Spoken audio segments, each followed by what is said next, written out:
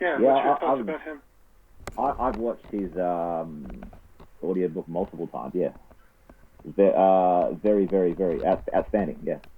Probably an 8 or 9 out of 10. Yeah, well, he lied about me. So he lied about me in his book, and I called him out on it. And then he tried to weasel out of it. We've even played that here. So he doesn't do good research, and he had to retract what he said about me specifically. He said I was fined and worse, fined and sued. And when I called him on it and said, hey, Robert, you're supposed to be the wonderful researcher, could you find that research for me? Because I don't remember or ever was fined and sued. And he said something, he tried to blame it on a previous statement or a little bit of grammar. But I basically put him in his place, correcting him. And if he does a rewrite of the book and he doesn't change that, I don't think he's going to do a rewrite of Ponzinomics. But if he does, then there might be some other action taken against him as well. So I don't consider him a very good researcher.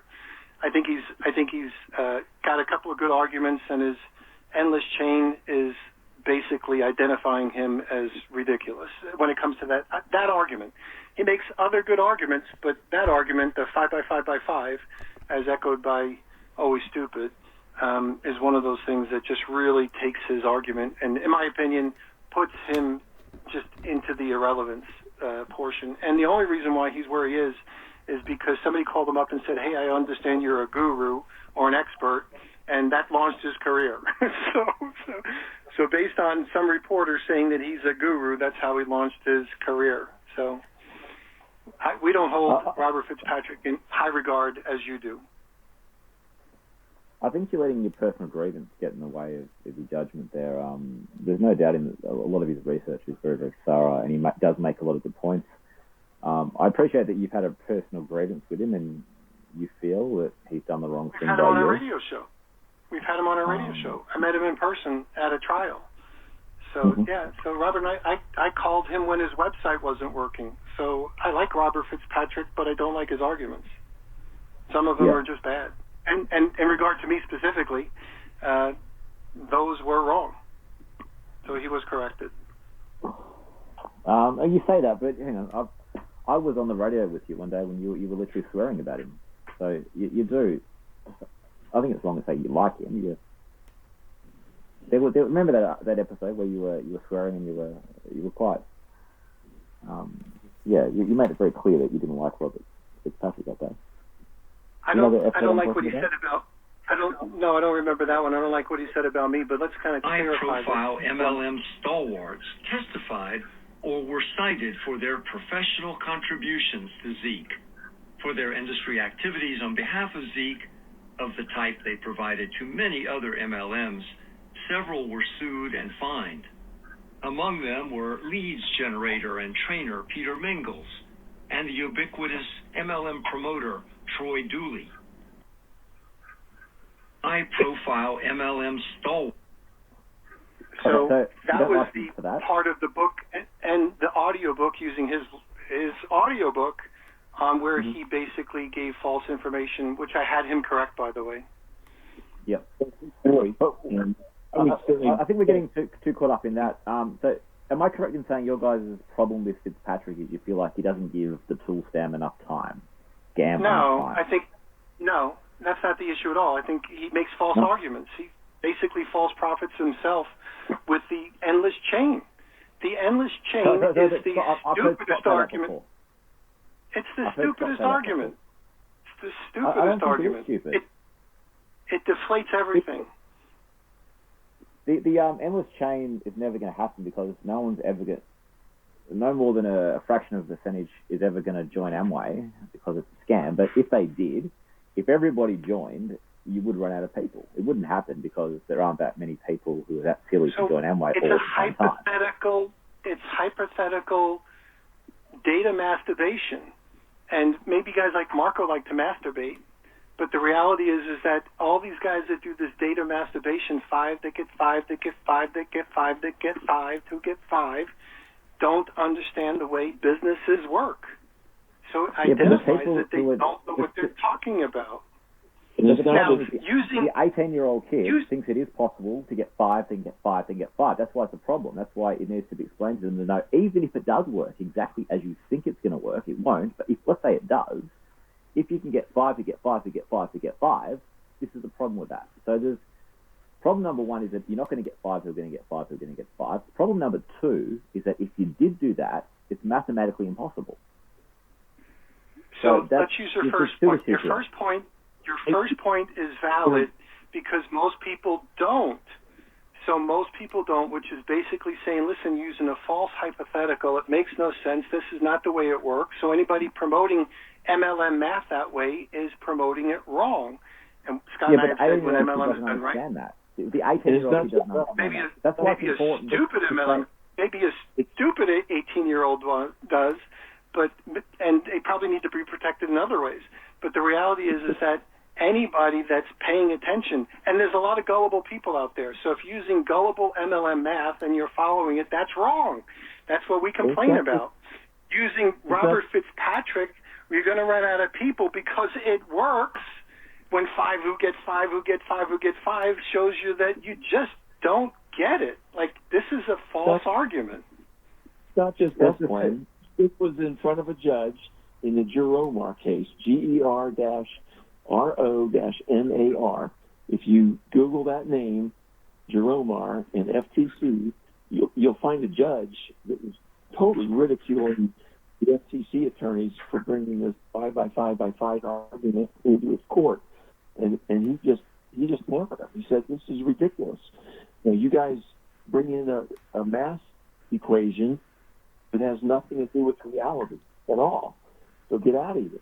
And the same thing happened with the Amway case back in 1979. The FTC tried it again, and the judge said, nope. And so why use it if it's been logically, if it's been legally disproved? Why even use it? Why distract from the real problems of the tool scam and retail sales when you don't even have to? You can concentrate on the real problem and not the pretend problems. Well, actually, I think I've got a bit of an analogy here for you guys. Imagine if someone was trying to sell a contract for a canteen at a school to sell, school lunches to kids, and they said, if you buy this contract and you sell every 10 years, you'll make $1 million. Now, what you would do is you would then do the math and say that, hey, hang on, even if you sold every single kid in the school a hot dog every single day for 10 years, you're not going to make $1 million.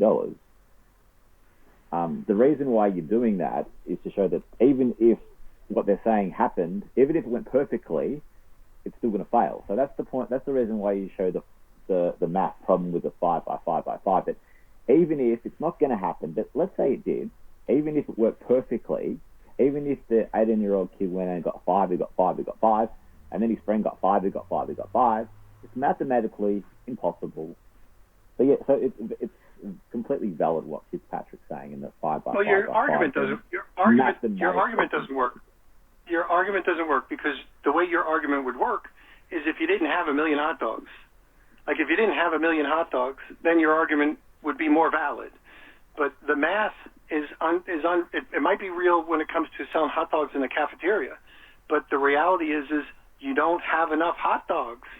So in essence, the Robert Fitzpatrick thing is a false argument. It'll never happen because it will never happen. People don't sponsor 5 people. On average, they sponsor less than a couple. So if you knew that people sponsor less than a couple, impossible. But it's a false argument. It's a fantasy story, and that's what that judge said.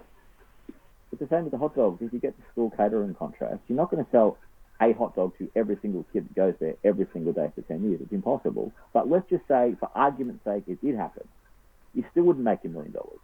That's the point. That's the point why it needs to be explained to the 18-year-old who's sitting in a stadium of 30,000 people listening to the MLM jurors speak, and he's saying, just get 5 to get 5 to get 5. You need to explain to that kid the mathematics of it, that even if it works exactly as that man said, it's still mathematically impossible.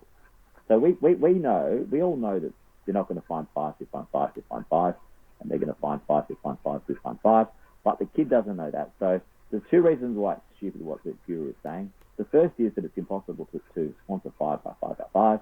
The second is that even if you do that, it's mathematically impossible. So the 2 reasons. But your first premise excludes your second premise. That's what's so hard for you guys to figure out. The idea that it doesn't happen excludes your second premise. But anyway, we can talk about that before, and there's obviously a disconnect. It is a disconnect.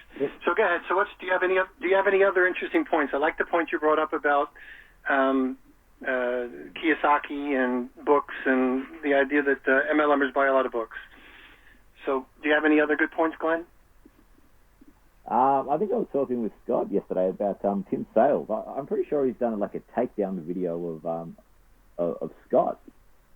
So, you got to feel a bit sorry for Scott. He's got the anti-MLM that's attacking him, and he's got the pro-MLM that's attacking him. He's copying it from all angles. Yeah, I've said that many times on this show. We get it from both extremes. And I watched that Tim Sales video of 4 years ago. So if you go on YouTube and type in Tim Sales and Tool Scam, you'll see the video he did 4 years ago. And I left a comment 4 years ago challenging him to come on this show. And when I saw it again recently, you pointed it out to me, Glenn. Thank you. I left another comment. So, again, I would challenge Tim Sales to come on this program, because what he did was he misrepresented what I said. Part of what I said was the profit of the tools is unknown to distributors.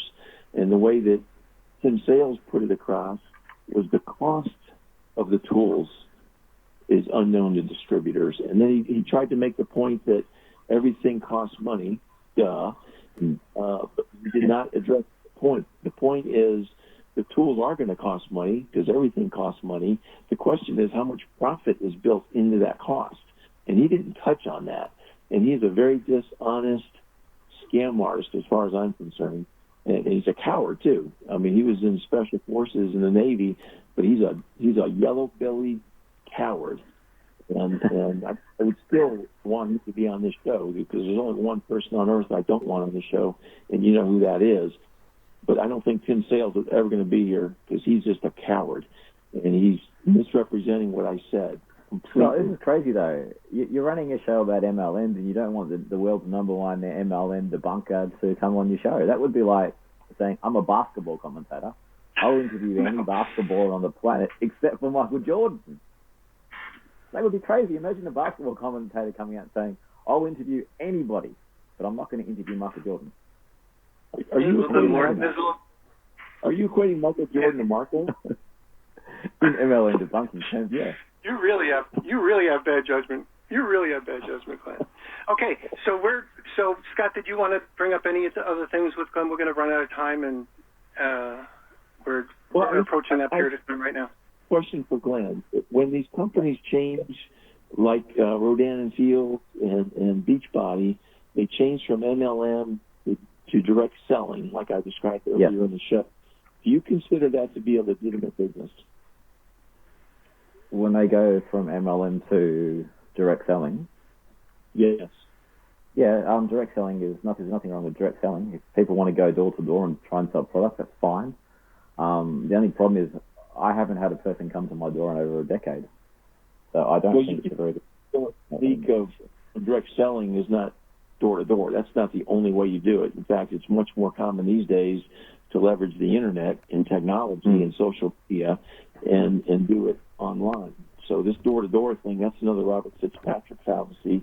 Just because they used to do door to door 3 or 4 decades ago doesn't mean if they do direct sales today, they have to do door to door to do direct sales, because it doesn't make any sense to not leverage technology. So what, you're talking about telemarketing and sending emails and stuff. I mean, emails, you don't really need people to send emails. It's just you press a button and there's 1,000 emails sent, or however many emails. So you're talking about telemarketing. And you send an email, you get on social media, you promote it on your Facebook, Instagram, YouTube, whatever. But why would a company need reps to do that? Why wouldn't they just do it themselves? That's the point. They don't need an army of reps. So that's why, direct selling, having a lot of direct sellers, that was a thing. I think this is part of the problem. A lot of the people in direct selling sales, they've never actually had someone come to their door and try to sell them something. So if if you're in your 40s or your 50s, you would understand, you've experienced people come to your door, and you understand that, well, direct selling is dying. But if you're 18, you don't understand that because you've never had someone come to your door and try and sell you something. Okay, why are you fixated on going to distribution that people use social media? They don't go door to door. Well, I'm just thinking if I'm running a company and I'm going to hire if I'm running a company and I'm going to hire direct sellers, the only place I could imagine I'd hire them for would be going door to door or telemarketing. You say putting stuff on the internet. Well, I can do that by myself. I don't need to pay 1,000 people to go out and put stuff on the internet. I'd hire 1 or 2 IT guys and they do it all for me. Direct selling is dead. Glenn, we're getting a little bit of an echo from you. Yeah, sorry. When it comes to selling, that personal touch really does matter. If you're just a stale, type company, and there's not much trust there. Whereas if it's some real life person that you may know or you may not know, you've got a group of happy customers, that would make it a lot easier to increase your purchases versus just the company being online and there's no sort of personal touch to it. So I think there is a place for that because of that personal connection. Now the companies might eventually decide, yeah, we don't need these guys. We're just going to do it online ourselves. Maybe this is an intermediate step to go in that direction. We don't know the future. So what you're saying might be true of the future. For right now, that's the direction that the companies are going when they're getting out of MLM, or they're going out of business completely. They're just closing the doors. But that's my argument for why it makes sense to have salespeople involved, and they don't have to go door to door. They can leverage their, because everyone that's on social media has a following, and so there's your customer base right there, and then you're going to try to grow it as well. You're trying to get positive comments from the existing customers. So that's, I think. And I mean, unless you're a celebrity, you've got millions or hundreds of thousands of followers, and you're not going to be able to make a living from it. If you're an ordinary person with 100 followers, then you can't make a living from direct sales on social media. Well, what if your goal is to make $100 a month? Say it again? What if your goal is to make a couple $100 a month? I don't think anyone gets into MLM to make a couple $100 a month. They get into be like Dexter Yeager and have 55 cars and go on holidays and helicopters and blow up alarm clocks and all the other nonsense they talk. You've seen it, Scott. Blowing up your alarm clock. Well, you're not going to have that direct selling. You're not going to have a Dexter Yeager's scamming people on tools. So that's not going to happen. You're going to have your distributors being focused more on, hey, I want to supplement my income, not become like Dexter Yeager. That's history. That is not possible anymore. We're even seeing Amway cratering. Amway has waived the joining fee for the first year. Tool Scam companies have waived the tools are free for the first year. There's a lot going on. These guys are desperate right now because they are crashing and burning. So those days of Dexter Yeager are gone. I don't see them coming back. Well, you've got modern day guys like Tim Sales who are making lots of money, and they're not just doing one company; they're doing all of them. So, and you've got wannabes like Vince, the home business king, who is trying to become like Tim Sales. Yeah, he's well on his way. And talk about Scott. I really do feel bad for Scott. Not only does he have like Tim Sales going after him, he's got all the anti-MLM. He's then even got a guy like Vince, the home business king, after him. Don't feel bad. Are you getting some? I think he's getting some coaching, Scott. I think that's why the echoes start coming in. No, I'm here all alone, guys. But I'm right. I'm right on the phone. You've got the goons giving you a hard time. You got Marco giving you a hard time. Then you got Vince, the home business king. doesn't like you either. I mean, you and Vince should be best buddies. You both hate Marco. You should be, you know, you guys should be doing collaborations together. Well, could be. Except they have extremely thin skin, so there you go. I think if you did a collaboration with Vince, he would only come on if you agreed to not have me on at the same time, because he likes me less than anyone. Because I've asked him the question, name a person you've helped create an empire for, and his response has been to threaten physical violence and to swear at me. Which I guess is a good response when you haven't helped anyone create an empire. Anybody's welcome to come on the show except for one person. So if you want to talk to him and have him come on the show, you're welcome to do that. That'd be a good episode. Me, Scott, Peter, the home business king. And I'm telling you, I'm not going to let up. Well, guess what, guys? We're out of time. So we are out of time. Thanks for joining us, Glenn. And Scott, do you want to wrap it up? Yeah, I'll just put out my website one more time with all the information that's available there. It's facebook.com/Scott Tex Johnson, SCOTTTEXJOHNSON, all one word. And Peter, thank you. And Glenn, thank you. And we'll see you next week. Appreciate it, guys. Thanks very much. Everybody. Thanks, Glenn. Thanks. Good on you guys.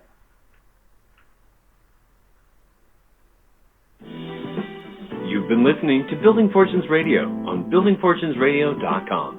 Thanks for listening. Be sure to check us out every Friday at 5 p.m. Eastern Time for the designated Building Fortunes Radio segment with Peter Mingils. Be sure to check out the buildingfortunesradio.com website for our featured segments. It's been our privilege to have you listen in. At Building Fortunes Radio, we wish you the success you deserve and are willing to work for. So spread